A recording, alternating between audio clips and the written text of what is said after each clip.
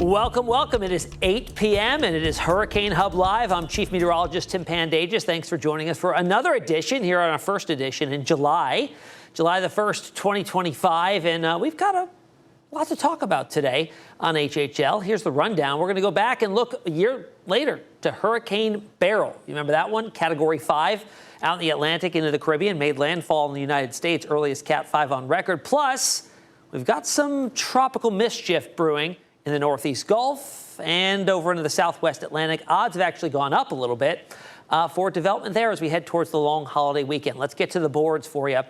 Bigger picture out there right now that we're in July, where do we look for tropical development?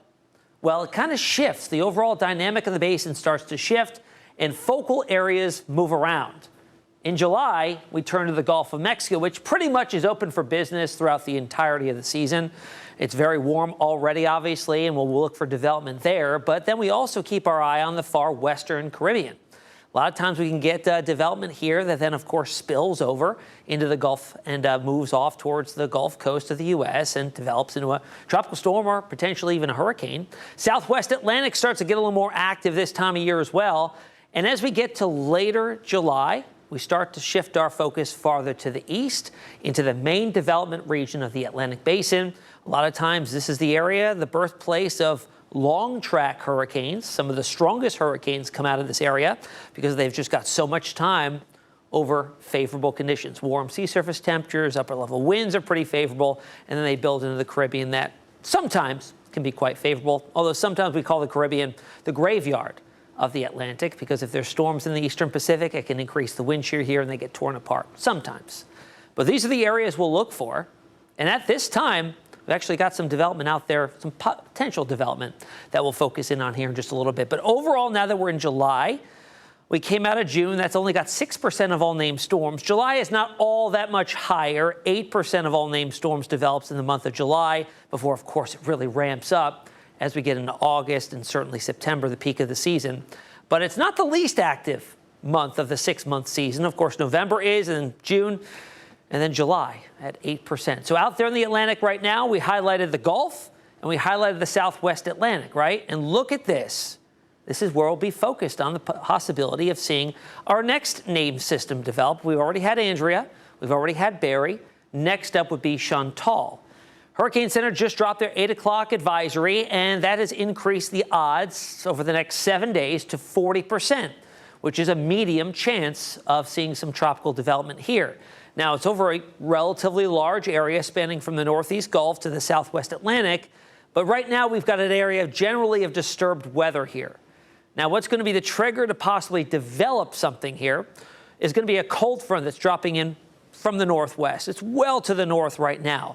As that dips south and hits the Gulf Stream here off the southeast coastline and the Northeast Gulf, which is overall have some favorable conditions, it'll initiate some spin that may tighten up and possibly garner the development of a named system. Regardless of if it gets a name or not, we're still looking at a very unsettled 4th of July weekend, unfortunately.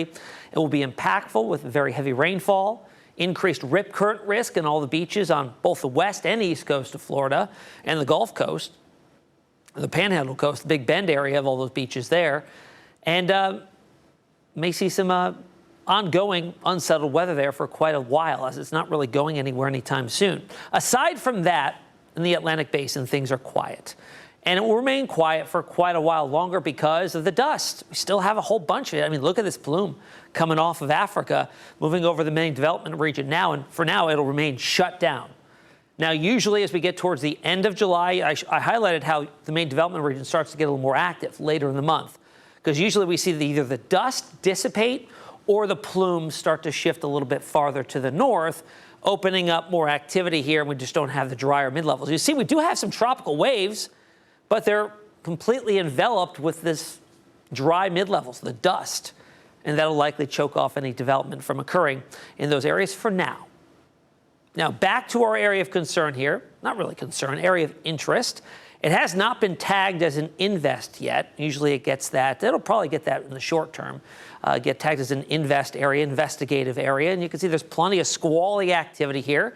very broad and disorganized, at least for now. But as I mentioned, as that cold front drops in from the north, we could see that initiate some low-level spin, and maybe it tightens on up, especially in the northeast Gulf, moves over the Florida Peninsula, and maybe exits off to the northeast off the southeast coast of the U.S. Look at the amount of rain here that models are depicting as we go straight through the holiday weekend, right through next Monday. Right along the Big Bend, down the west coast of Florida through Tampa, could see 6 to 9 inches of rain here. So very impactful. Could have some flooding in these areas. And along the immediate coastline, increased rip current, maybe some increased surf too, maybe some coastal flooding here if we get some winds kicking on up. And then it spreads north into South Georgia, over to Savannah, Charleston, the beaches of South Carolina, maybe even the beaches out towards Wilmington, North Carolina, getting in on the wet weather as we see this area try to get developed through the holiday weekend. As I mentioned, the next name on our list is going to come up here on Chantal in the 2025 Atlantic hurricane list. This is the same list, rotates, 6-year rotation, same list we used back in 2019, and we're using it again here in 2025. Hurricane season scorecard so far, we've got 6 named storms out there. Currently, Flossie is now up to a Category 2 hurricane, by the way, expected to become a major hurricane, making it the second in a row after Eric was a Cat 4. In the Atlantic, we still just had very weak tropical storms, Andrea and Barry. We'll see if we add Chantal to that in the next 7 days or so. Let's jump over to the Eastern Pacific. Hurricane Flossie, 110-mile-per-hour winds right now, and as the Saffir-Simpson scale indicates, it's a high-end Category 2 hurricane, right on the cusp of becoming a major Category 3 storm. Infrared satellite imagery here shows it is very well put together. It is ventilating properly. It's very symmetrical. It's got a defined eye that popped up there for a little while. And the convection is quite strong, very cold cloud tops indicating a healthy storm system. But the window for it to maintain this intensity is going to be closing quickly, and I'll show you why. First, here's the forecast track. You notice it briefly there peaking as a Cat 3 before it's back down to a Category 2 by tomorrow afternoon, 105-mile-per-hour winds, and then it quickly begins to dissipate as it moves off to the north and west. Winds down to 35 miles per hour by Friday. And there's a pretty obvious reason why this occurs. Right now, it's over favorable sea surface temperatures, warm waters. But as it moves northwest, it's going to be increasingly encountering colder ocean temperatures in a higher latitude. And this always happens with storms in this part of the world, in the Eastern Pacific. As they develop and scoot off to the north and west, they eventually will encounter colder sea surface temperatures, and they will dissipate quite rapidly. Thankfully, this time around, at least with this forecast going, it does keep it clearly offshore. Eric did not do that. It did make landfall and then rapidly deteriorated as the Pacific coast of Mexico is quite mountainous. Of course, enhanced terrain is detrimental to storm development, land interaction in general, but increased terrain will just shear storms apart. But it should stay out over open water here over its life cycle before it rapidly weakens in the colder environments, colder sea surface temperature environments to the north and west. Right behind it, nothing developing yet. It's going to be a wave that's still well to the southeast there. But as it moves into this general area, conditions still remain favorable for another system to possibly develop. It's got the same development odds as what we're seeing off the coast of Florida, 0% in the short term, 40% in the next 7 days. This, however, has been tagged as 96E. So we're already into 96. Remember, it rotates from 90 to 99, so they're already at 96 in the Eastern Pacific. And overall, it's been quite an active season out there. And it does get going a couple weeks ahead of time of the Atlantic. Starts May 15th, the Eastern Pacific hurricane season, and goes all the way until the end of November as well. But maybe looking at the 7th named storm here, which would be Gil, right behind Flossie, after it likely peaks as a Category 3 major hurricane right behind Eric. That was Cat 4. All right, I want to go back and revisit a year ago. We had Beryl. Now, the reason why we're talking about it here on July the 1st is because that's when it made its first landfall as a Category 4 hurricane in Grenada after it developed in the main development region, which was a little bit unusual.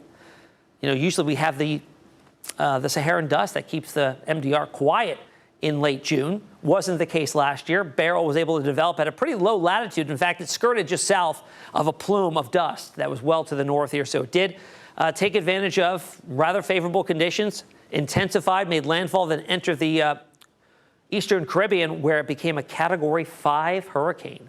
Earliest Category 5 on record in the Atlantic. It became that Cat 5 on July the 2nd, so tomorrow, a year ago. And then it moved through the Caribbean, impacted the Cayman Islands, over into Jamaica, and then passed over the Yucatan before it moved into the Gulf.